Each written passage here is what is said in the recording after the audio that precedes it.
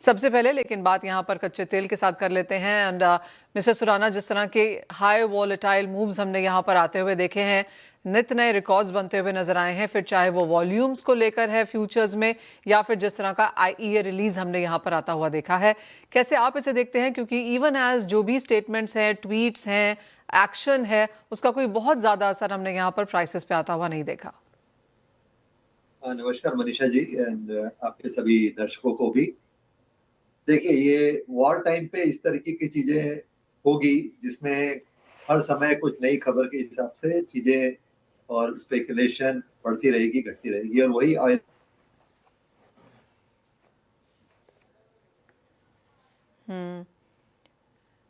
जी हाँ mister Surana, well said कि कुछ ना कुछ यहाँ पर आता रहेगा और मार्केट्स उससे रिएक्ट भी करते रहेंगे। लेकिन एज ऑफ नाउ जो कुछ सब यहाँ पर अब हो चुका है, आप कहेंगे प्राइसेस में फैक्टर्ड इन है? मैं ऐसा तो नहीं कहूंगा, लेकिन आज की सिचुएशन फैक्टर्ड इन है। तो यदि वॉर के टाइम पे there will always be a laddered approach. तो जैसे जब तक हॉर्मस अफेक्ट नहीं हुई थी तो 85-90 एक रेंज थी, उसमें वो चलता रहा काफी दिन तक।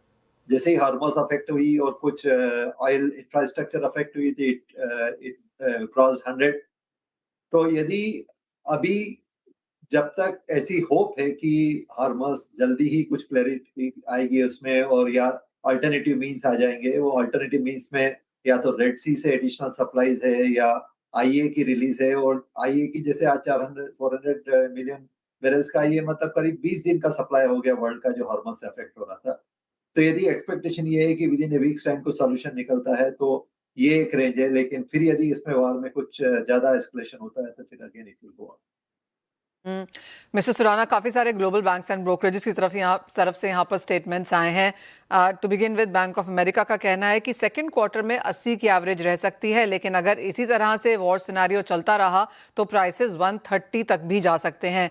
जेपी मॉर्गन ने भी यहाँ पर 120 कहा है अगर स्ट्रेट ऑफ हॉर्मुज लगातार बंद रहता है। सिटी का कहना है कि 80 टू 90 की रेंज रह सकती है अगले 1-2 हफ्ते के लिहाज से। और बार्कलेज ने काफी सारे सिनेरियोज बनाए हैं, जहां पर एक सिनेरियो है जिसमें 10% प्रोबेबिलिटी है कि 150 तक के लेवल्स भी यहां पर जा पाएंगे। आप कहेंगे बाजार में काफी कुछ इफ एंड बट पे यहां चल रहा है, एंड इज द रीजन लोग काफी सारे सिनेरियोज के साथ काम कर रहे हैं? नहीं, ये डिपेंड करता है कि कौन इसको किस परिप्रेक्ष्य में देख रहा है। तो मुझे 150 तो कुछ थोड़ा लॉन्ग शॉट लगता है, 150 जाने का चांसेस मुझे नहीं लगता है। लेकिन यदि सिचुएशन जल्दी सेटल नहीं होती है तो 120-125 टच होने का चांस डेफिनेटली लगता है।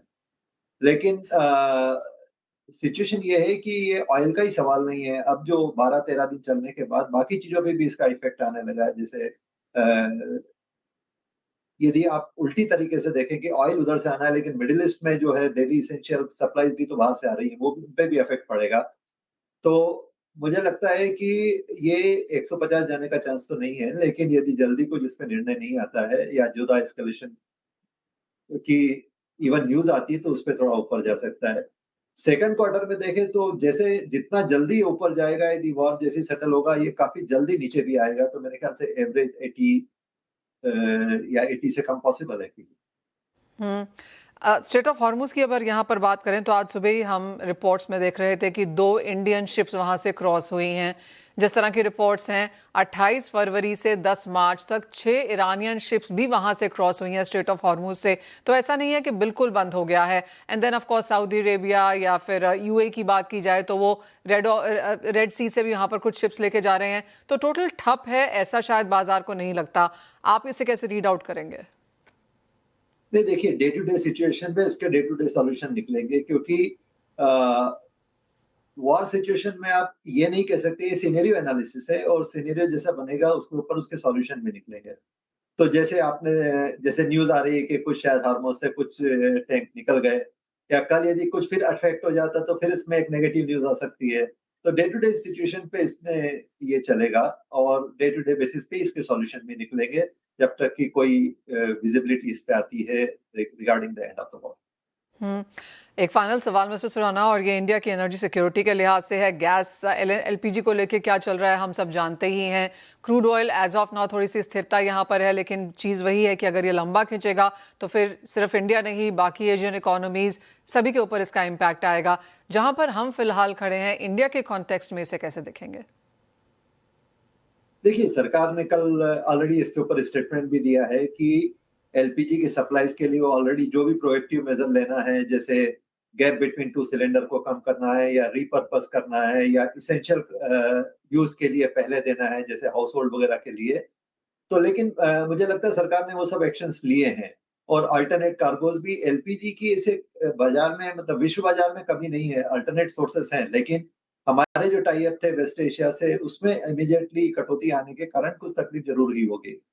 लेकिन मेरे ख्याल से एक चीज और भी है, जो आप लाइंस देखते हैं या जो भी मतलब एक हल्ला बहुत दिखते हैं, उसका एक रीजन ये होता है कि इंडियन साइकोलॉजी में यदि आपको लगता है कोई चीज कम आने वाली है, तो हर एक आदमी उसकी तरफ रश करता है। यदि आपके पास एक सिलेंडर ऑलरेडी भरा हुआ है, तो भी आप चाहेंगे कि दूसरा सिलेंडर भर के रख लें।